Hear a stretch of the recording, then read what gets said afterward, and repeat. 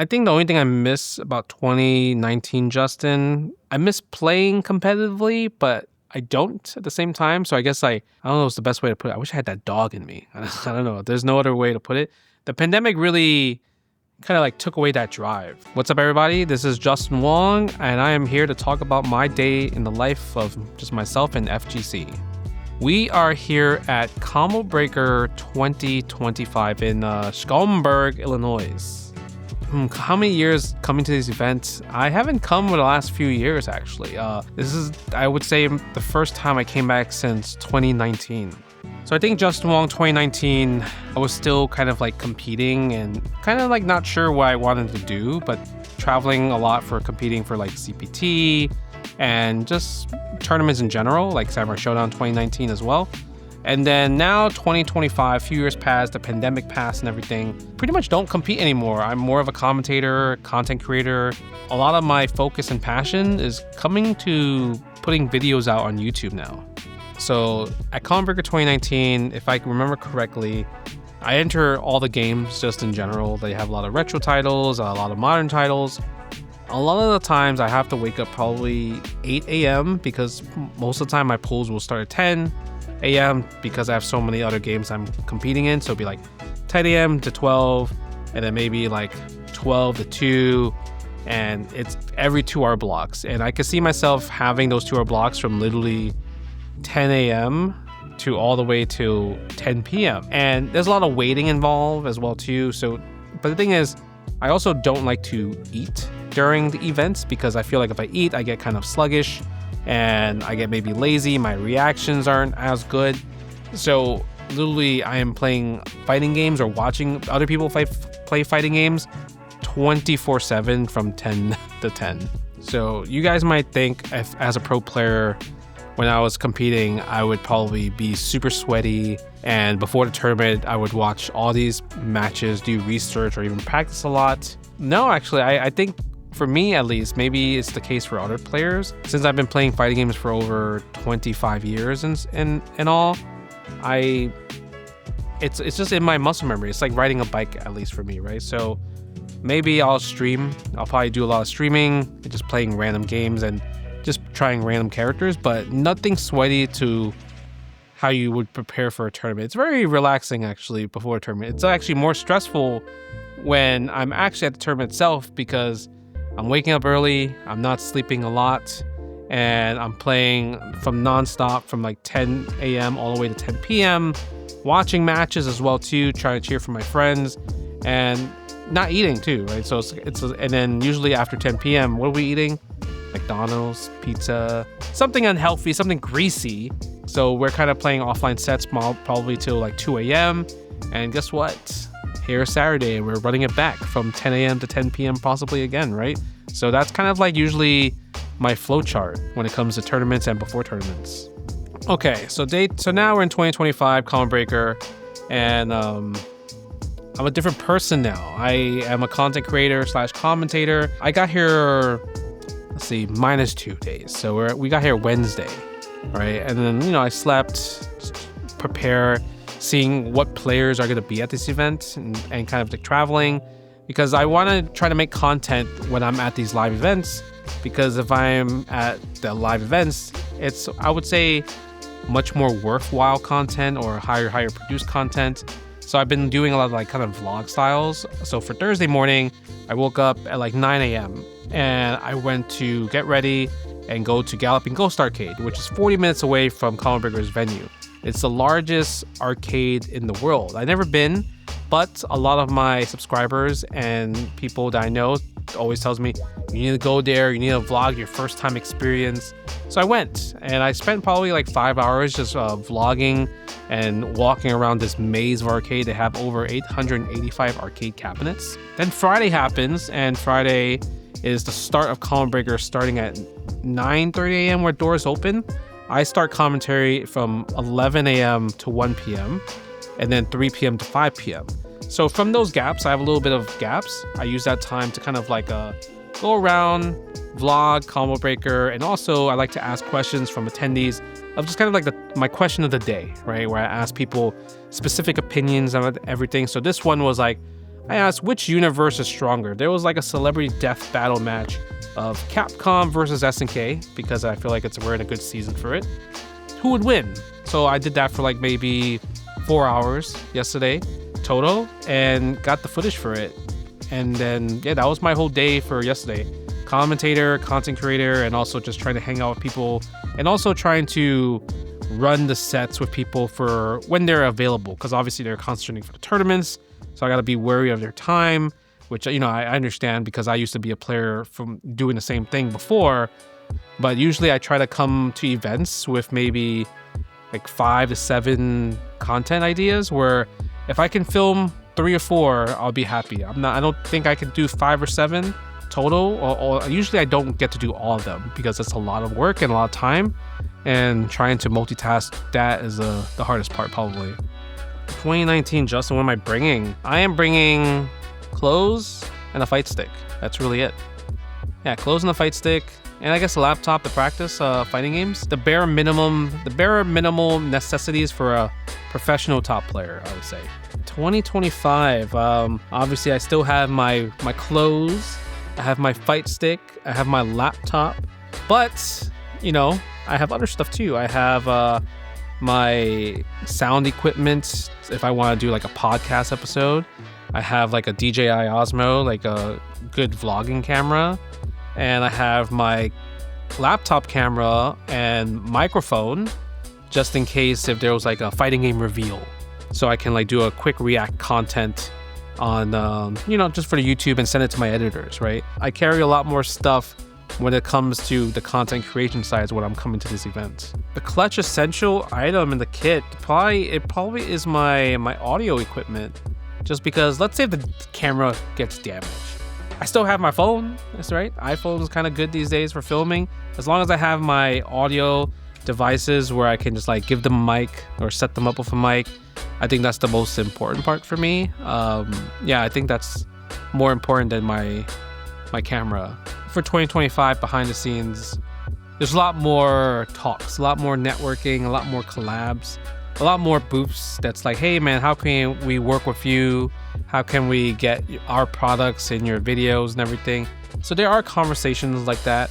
And yeah, but those I feel like are super fun to engage. I don't really find them time consuming. I find them real educational, and also it gives me an idea on like where I stand and how I can improve and how can I get more deeper connections and how we can make bigger collabs as well too. And there's obviously a big, huge uprise of other FGC players that are trying to be content creators. And so I already had a few conversations where they're like, hey man, we should do a collab one day or whatever. So it's a good way, because compared to a DM, I feel like DM is kind of like a cold call. While in person, we can create those moments and create those possible opportunities in the near future. While if you're a pro player, you just kind of like only talk about the same thing. What's the next tournament you're going to? Who did you lose to? Who did you beat in the finals? So it's very simple as a pro player, right? For those conversations, because that's kind of like, that's the job.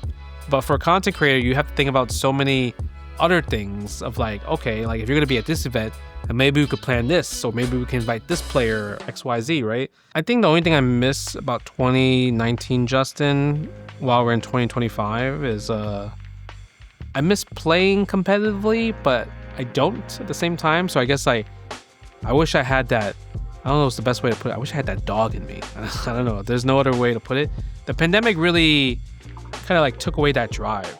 And now I'm so all in on content creation, and it's super fun. Like I don't find it boring. I don't find it a job. I don't find it like, I have to put out a video or something. Because I know some people really do think that, or they think about the numbers and everything. But I think it's just super fun. And then now a lot of the fans that come up to me, they always talk about like, oh, I love your content. I watched the most recent one, and you know, they tell me about it, and I feel like that feels really good, because I feel like I'm doing something right.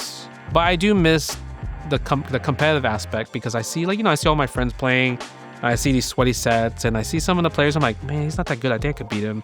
So, you know, I think about those situations, and yeah, it makes me feel like I wish I could have that drive again to compete. But I think the drive of making content makes me it kind of overrides the competition aspect. I don't know, maybe it's because I'm comfortable as well too now, because the content creation has been pretty successful, and it really did change my avenue, my income avenue, from pro player route to content creating route. And I feel like I'm in a much more sustainable place compared to when I was a competitor. So it's tough to gauge, right? I miss it, but it's obviously bad because it's hard to afford since I'm more of a family man, and the way I play video games is very defensive. So the way I live my life is also very defensive and stable. 2025 Justin, if I can go back in time and talk to my old past self in 2019, I would probably tell him, start the YouTube early. Even if I can go back in time, 2014, that was a period where there was no such thing as like a lot of FGC content creators. There wasn't that many. There was obviously, you have like your tournament matches and you have like Maximilian, but there was no like, hey, I'm gonna do FGC content creation, until during the pandemic. The pandemic really started all because we were so bored, right? So I would tell my old self to do it, because if I did it back in the day, maybe my subscriber count would have probably been in the close to 1 million at this point. 2031 Justin, man, that's tough. What would I want to hear? What would I be even doing? Would I still be doing YouTube at this point? Would I still be in the fighting game community? Would I have like 4 more kids? Who knows? I don't know. That's tough, actually. I would want to be somewhere where I'm working with like the games. I would want to work in the scene. I know a lot of players, a lot of old FGC players, they went to, the game dev route or marketing manager route, or trying to make the games more successful within the FGC. And I feel like I have that potential to do that. And I think I also have really great ideas, just in general, like I think outside the box ideas to improve FGC, to improve hype. So I would love to be somewhere where I'm working behind the scenes for that. So that's kind of where I would want to be, where I'm also aiming to be. But I don't think I would stop actually YouTubing, because I feel like at this point I'm committed to trying to get the mill. I want to get the mill. I want the gold YouTube like little slab. If you want to be a pro player, I feel like the best way to be a pro player, at least for my love, to where you want to be like me or the next like Daigo or Xian or any of the current top players, you need to invest in yourself. I personally think you need to invest in yourself, meaning spend your own money to go to an event. Because if you spend your own money to go to an event, you will play harder because you know that you put something on the line. But if you're just waiting and hope and clicking Alt F5 and waiting for your emails to refresh, waiting for an opportunity, waiting for DMs, I think that's the worst way to go about things. And I know people are gonna be like, yo, but I'm broke and I don't got money. But if you look at the tournaments back in the day, we weren't making a single dime. We were barely breaking even, trying to cover flights, taking Greyhounds to tournaments and everything like that. I used to spend my minimum wage job to get to these tournaments. So I invested in myself to get better, to get the experience, to win these events.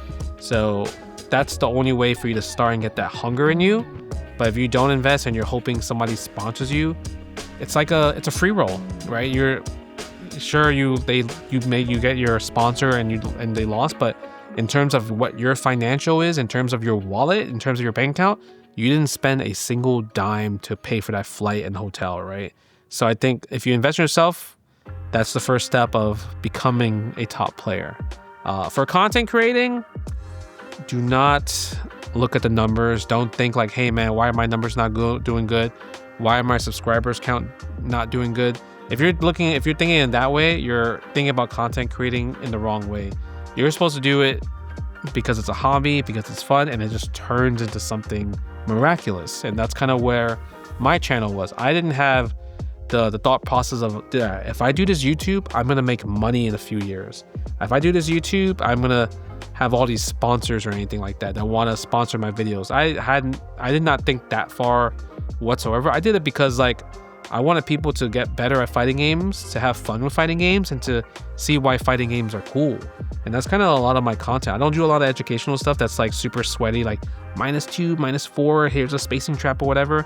It's a lot more like, this is what it used to be playing like nostalgia wise at the arcade, playing these boss rages or doing these crazy challenges or trying a new fighting game out for the first time, right? Like I do it because I love it, and doing content creation actually gave me back that passion of like, man, I really love fighting games. I do think because of that, it made me believe that this is the best genre of gaming after doing switching to YouTube actually, and switching to content creation.